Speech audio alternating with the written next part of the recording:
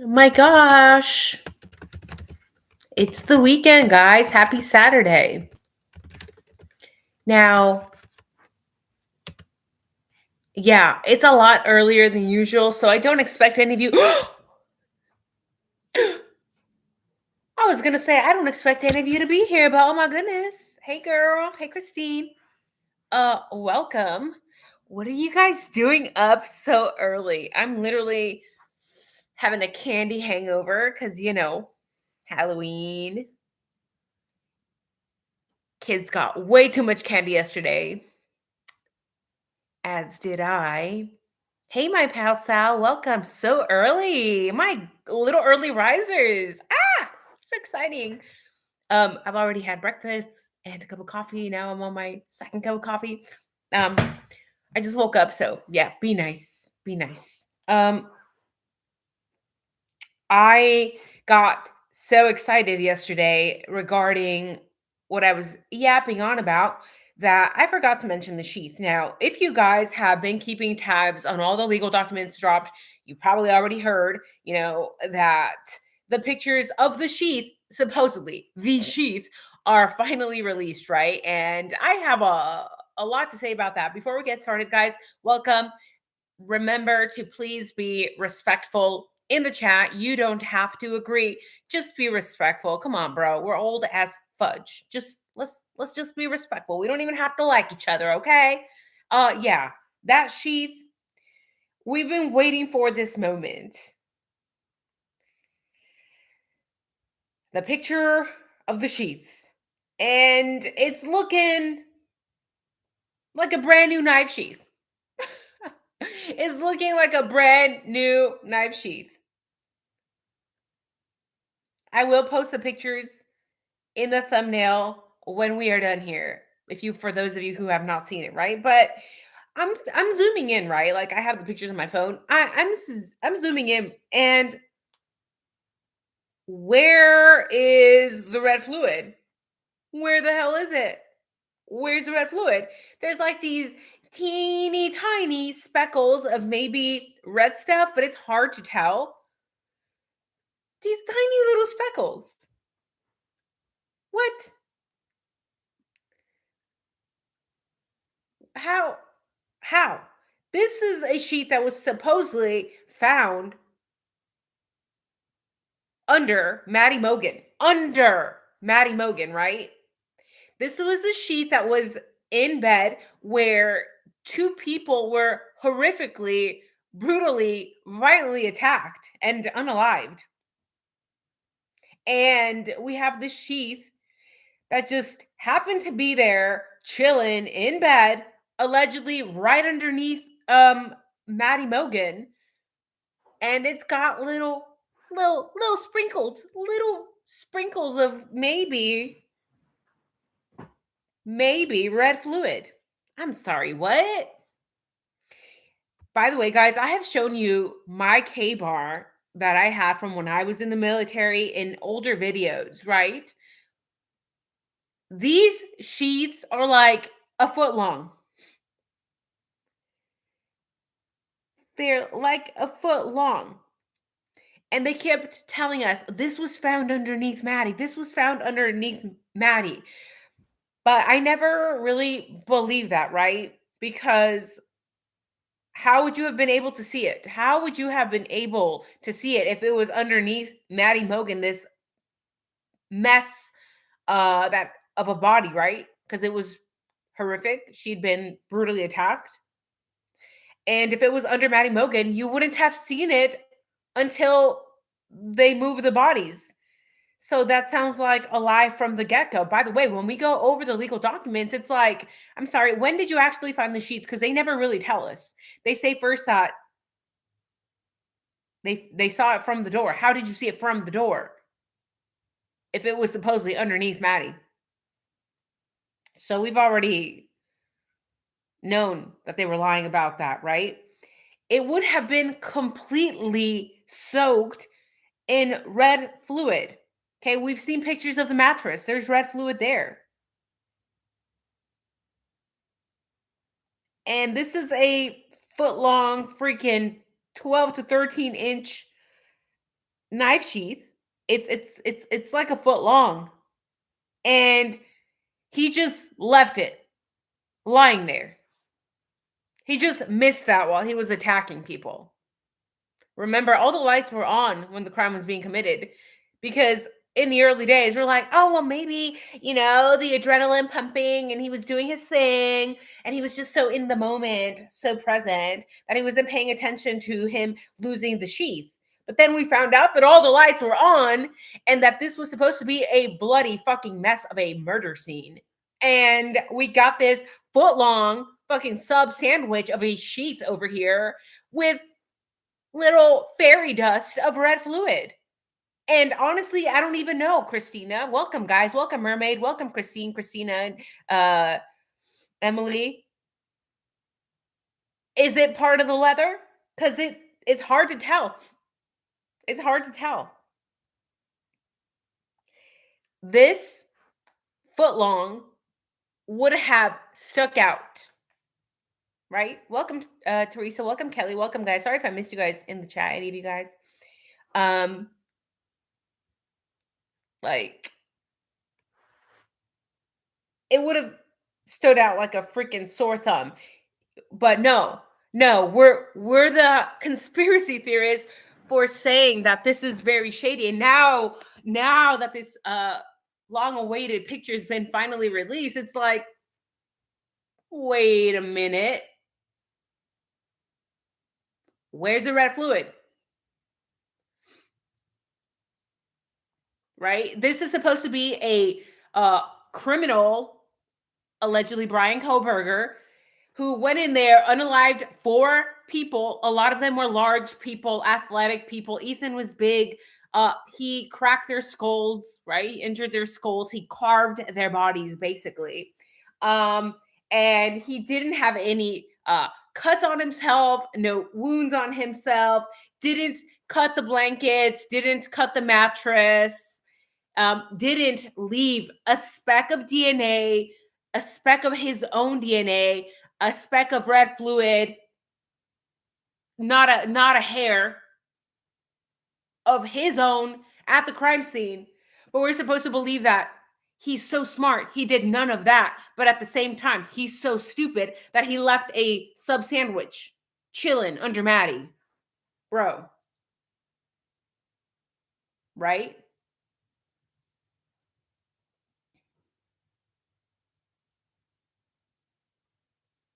And also, don't forget, he got out of the house within 10 minutes or so without dropping a single fiber of hair, nothing, right?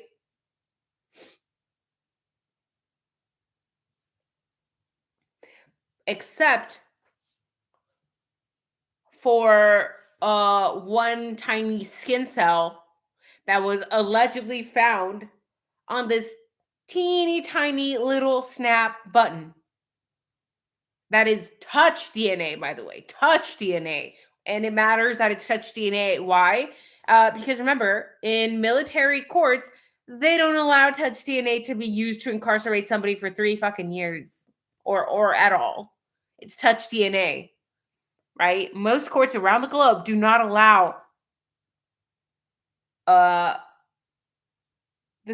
government to incarcerate someone based on touch DNA alone. It's a case that one would assume is easy to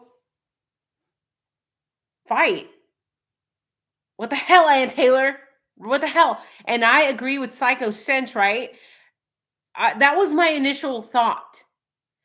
Are we looking at the second sheath that the prosecution ordered? Because we know they ordered another sheath, which is weird on its own, right? But this says that it's the sheath.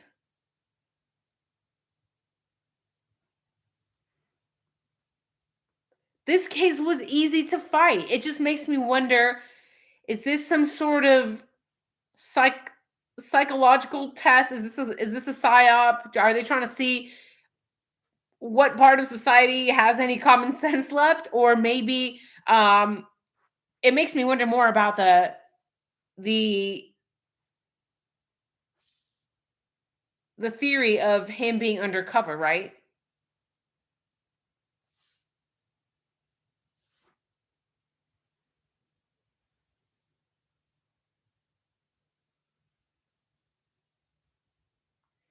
Nothing makes sense, right? The more they release, the less they add up. And now I'm just wondering what the families are thinking now. What are they thinking now, right? Seriously, like there's no freaking way this Sheath was under a victim. I'm just gonna call baloney from the get go. Again, they like to say that we're a bunch of conspiracy theories, but it's like, what are you gonna say now? What now? There's just like specks of red fluid on this. Open your eyes. Open your eyes.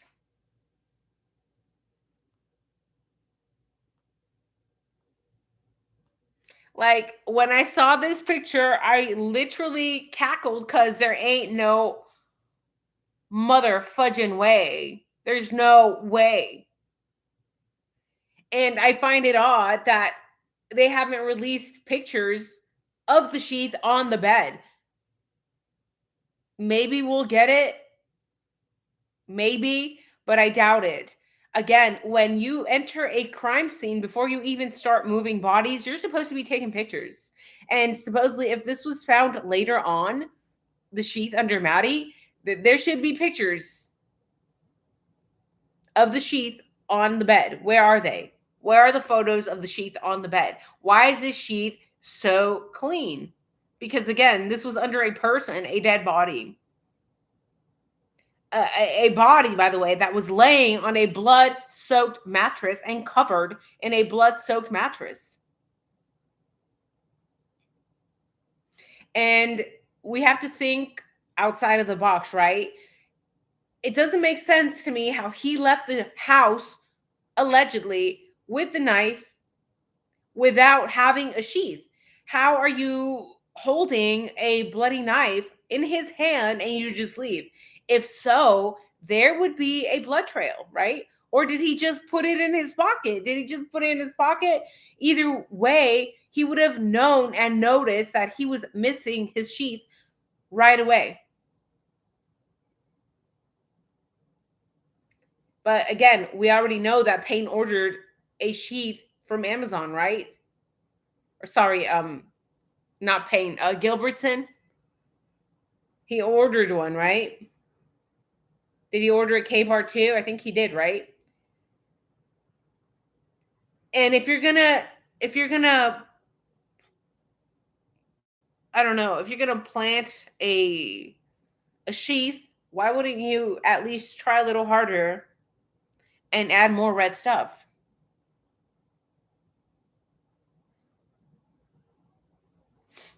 But we already know that the fact that Maddie's jacket was found near the hydrant, it's very possible that this crime was committed outside of the home, right? Near Banfield, possibly. And then they were placed at the scene at King Road. Maybe Zan and Ethan were done earlier because when we hear screaming on the ring footage, it sounds like it was earlier. Is this rug related? Is that why some of them were silenced? Because if it's rug related, they can't speak. And we know that just months after the IDAHO4, there was that huge rug bust regarding the Aryan cartel, right? The Aryan Brotherhood gang, one of the largest, most powerful cartels in the country, the Aryans. Just months after this crime, they all got incarcerated. One of the largest rug busts in history, because the Aryans are horrible, right? They traffic people, weapons, rugs, everything.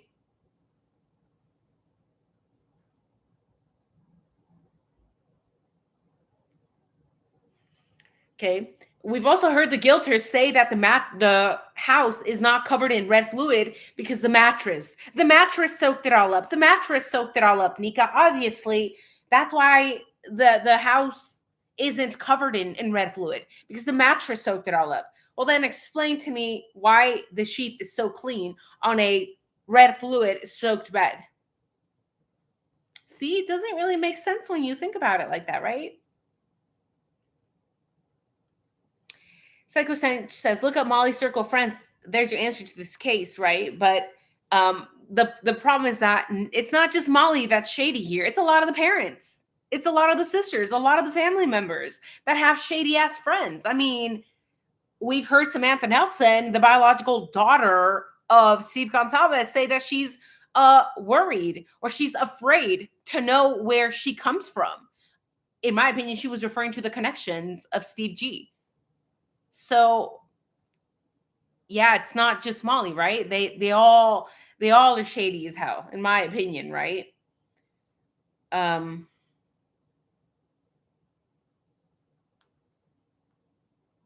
I wanted to talk about Officer Tesdhal as well. Officer Testale, in my opinion, and these again are my personal opinions, you can, I don't know. I wasn't there. I wasn't there to see if that was Officer Tesdale or not, you know. So don't skew my words. I'm just the girl. That's gonna be my excuse every time that I say something now. I'm just the girl, right? I mean, isn't that how Bethany, Dylan and Bethany, isn't that how Bethany got a pass? Well, they're just girls. They don't have to call 911. Well, I'm just a girl. So here we are. Just being a girl, but in my opinion, the person that Molly Meth is describing, Molly McMichael, was Officer Tesdale. Of course, this is my own point of view. Um, when I pull up the document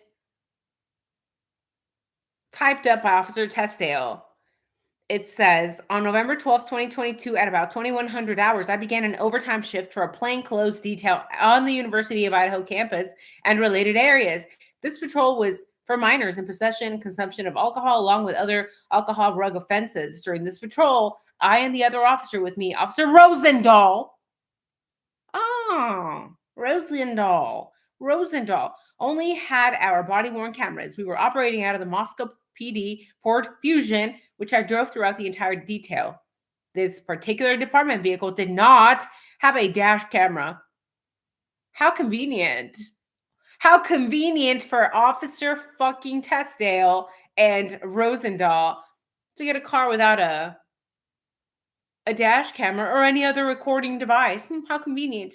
My street time conducting the plainclothes detail concluded at 3:52 hours on November 13, 2022. But he was with Rosendhal. All right. Now, this is where it gets interesting.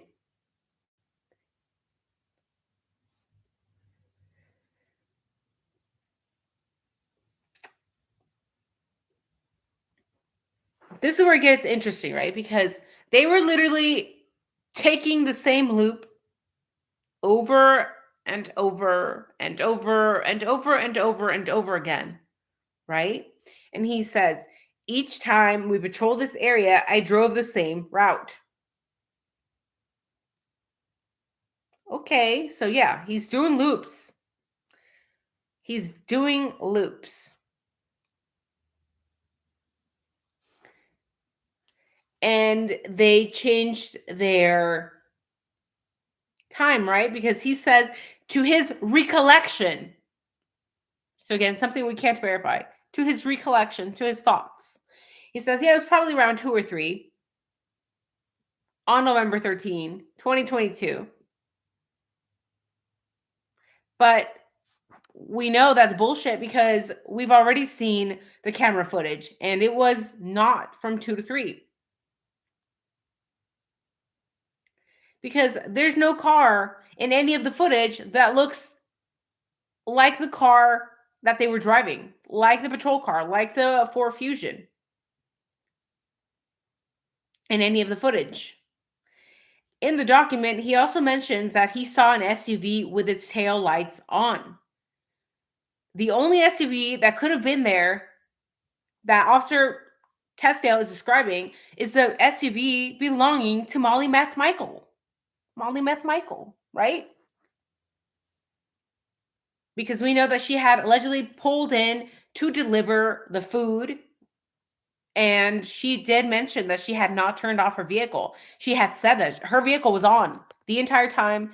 She just got out, went to drop off the food, and that she also not only left the car on, but had her dog left him in the car as well, right?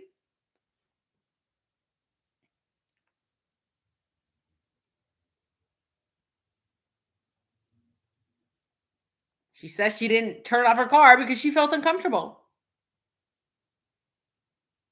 And it was cold outside, so she left the car on. Meaning what? Meaning that then the taillights would have been on. Then that would explain the vehicle that Officer Testale is describing.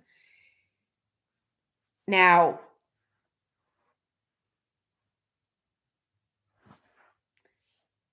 I think that he was there at the time when Molly, the DoorDash driver, was there.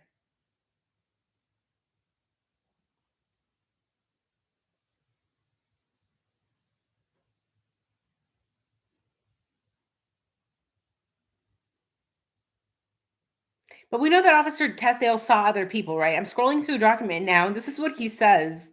He says, I saw several individuals approaching the residence at 1122 King Street. During this detail, I was looking for alcoholic beverages, open alcoholic containers, and individuals who appeared to be intoxicated.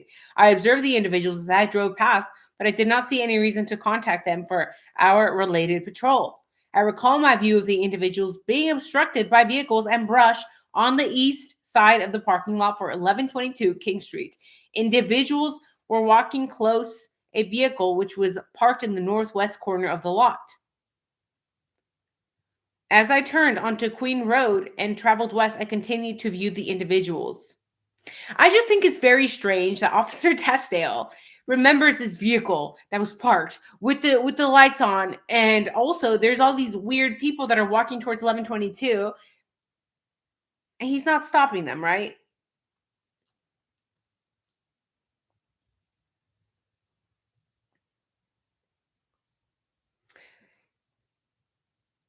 Like it strikes me as odd that they stopped the Banfield boys. They made that stop, but they didn't make a stop here when they saw this group of people by the King Road house. Now, when we pull up a picture of Officer Tesdale, and I will post a picture in the thumbnail, he sure looks a lot like the guy that Molly Meth described, right? I mean, Officer Tesdale has spiky blondish hair. Molly said the person she saw driving the tan sedan had somewhat of a beard, and this picture of Officer Tesdale in uniform shows he has somewhat of a beard. Not like a long beard, but like some facial hair, right? Like stubble. He's got stubble.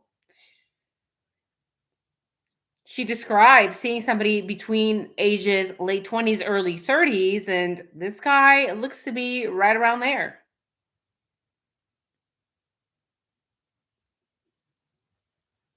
She mentioned he was also wearing a light colored business shirt with a collar, right? In a tan sedan. In a tan sedan. In a tan sedan. Meaning what? Okay, the silvered Ford Fusion that is unmarked. Do you understand what I mean? It means that this guy was very likely there. This guy was probably the guy that Molly saw, literally matching his physical description, hair, beard, and we know that they were patrolling the area, right? Um, they were patrolling the area. So What does it matter? Because if we have these stories lining up, Officer Tesdale said he was patrolling the area right around, doing that loop over and over and over and over and over again with Officer Rosendhal. They were there. Except, of course, the only thing we can't actually place him there yet is because he says he may recall that he was there roughly around 2 to 3, but he thinks he doesn't. This is all recollection, so it's very possible that he is misremembering and he was actually there much later. Now, what's concerning to me is that Molly saw this vehicle, is basically describing somebody that looks a lot like Officer Testdale, and only saw one person driving. So where did you leave Officer Rosendhal? Where did you leave him? Why are you in the area potentially patrolling on your own, doing laps on your own, seeing people, a group of people, walking over to 1122 King Road and not pulling anybody over, not asking questions, yet you made sure to get the Bandfield boys pulled over and you made sure to get it on camera too, right? If that was him that Molly is describing, where did you drop off, sir? Where did you drop off Officer Rosendhal? I think that this is exactly who Molly Meth Michael saw fit in the description, fit in the vehicle, fitting the description that Officer Testale also gave. Where did you leave, sir, your buddy? Where did you leave Officer Rosendhal? Was he at 1122 King Road doing God knows what? Is that what he was doing? Is that what he was doing? I don't know. I'm just the girl. And yes, of course, we have all heard about the phrase, I'm here to help you, which would make sense coming from a police officer, but not from Brian Koberger, right?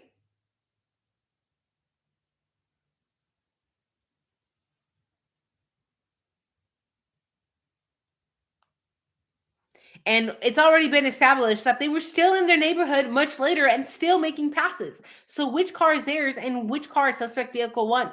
Because when we look at the footage, we can't tell.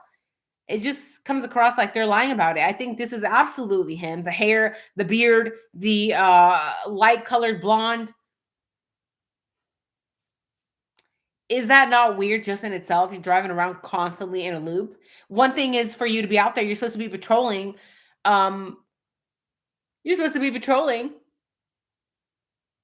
supposed to be, I guess, doing some loops, but we've seen the documents showing that they were literally doing the same loop over and over and over and over and over and over and over again. Okay. That's weird to me. Okay. I was in the military. We also had to do loops, driving the patrol vehicles around military bases. Yeah, you do loops, but you don't do one tiny loop 1,000 effing times, right?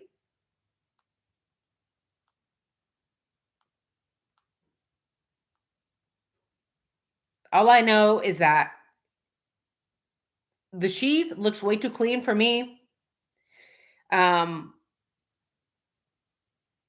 and it seems that there's definitely something going on regarding law enforcement. The Sheath is way too clean, and I want to know if that was him driving. If that was him driving alone in that tan sedan, basically probably the Ford Fusion that Molly saw, the patrol car. Where did you leave Officer Rosenthal? That's what I want to know. Where was he when you were driving around on your own? Where did you leave him, sir? Where did you leave him, sir? Did you drop him off? Did you know where he was at? I'm assuming you would know, right? Because you guys were patrol buddies. And if you're dropping somebody off potentially, then you would know where you're dropping them off to. Where did you drop him off, sir? Did you drop him off at 1122 King Road? And if so, for how long?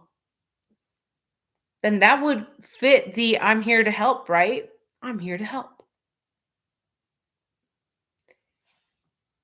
Is it possible that Officer Tesdale was running around, driving around, maybe had no idea what he was getting into?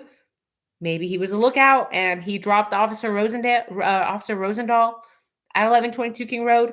And is it possible that maybe the "I'm here to help" was actually Officer Rosendahl inside of that home?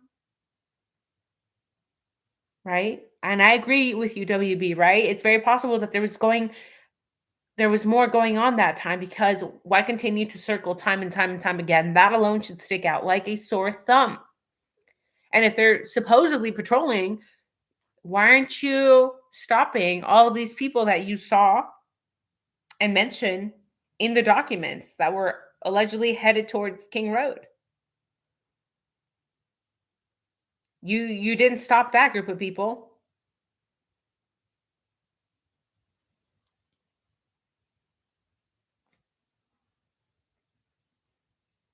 because you sure stopped the guys at Banfield, and those guys weren't doing anything suspicious either, right? So why stop one group and not the others? It's insanity. I will post a picture of the Sheath, and I'll post a picture of Officer Testale. Um, Law enforcement is involved in this one way or another. I'm not saying that law enforcement did the unaliving. We don't know that, but it's my opinion that law enforcement is deeply involved in this case, right? Controlled drugs. And it doesn't even have to be as it can be. I mean, sure, maybe they are corrupt. It's very common. We already know that they have been corrupt in the past because Stickergate, um, right? But it was this surveillance, like Kelly says, this controlled drug surveillance gone wrong, and would make sense, right? Because we have so many family members and DoorDash drivers that have weird ass ties here, weird ass ties to criminals that have deep involvement with rugs, with moving weapons, and people with the Aryans. And the Aryans were arrested just a few months after the IDAHO4. So if they're doing some sort of controlled surveillance, this is very possible, right? Psycho Stench says they're covering up the fact that they were informants, Anna and Maddie, right? Very possible. And it would also explain why the cops were maybe doing so many loops. They knew possibly that something was going to go wrong or that there was danger there, right? And Molly is just a nobody, right? She's a nobody, in my opinion. She's very low on the rung of rug dealers, right? We know that most of these people have ties to somebody much larger, which is the Aryan Brotherhood gang, right? She's a nobody. She's just bottom of the barrel seller, basically. But still has ties. Still has ties. And when you're having people do your dirty business for you on the street, you're not gonna use Jesse James Bailey, the leader of the Aryan Brotherhood gang, to do your dirty job. You're gonna use some nobody, some rug addict who is gonna do it for you for a few bucks, right? So this might just be all rug related. And that's why to this day, we still have so many documents that are coming out that are still heavily redacted, because when you have a case involving rugs, involving the Aryans, um, you get into very dangerous territory, right? They're very dangerous people, very dangerous, a group, very powerful group. We know that if you look at the DEA.gov website, you see that they basically run the state and a lot of that part of the country as well. The Aryans control a lot of it. And I know that people have mentioned some of the Mexican cartels, which are also in the area. But at the end of the day, the most powerful group there are the Aryans, right?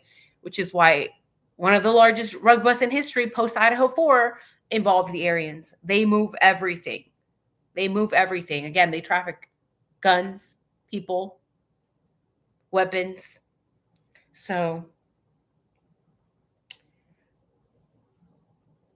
that would make sense that that's why the cops were there, right?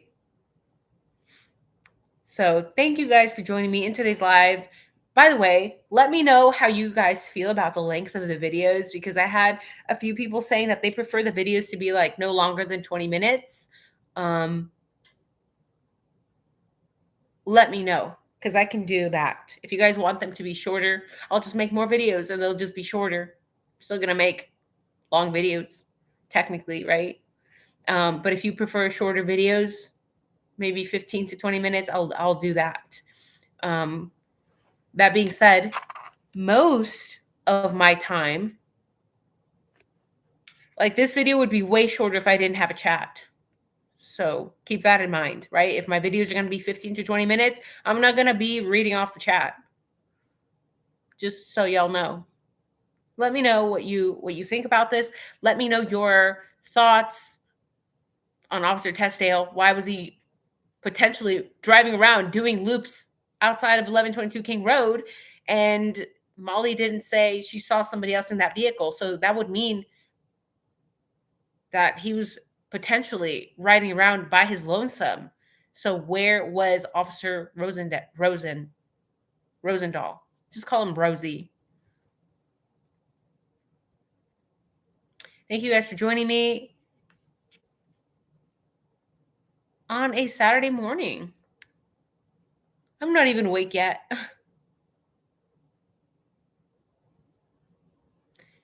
Right. Bye, guys. Enjoy the rest of your weekend. Take care.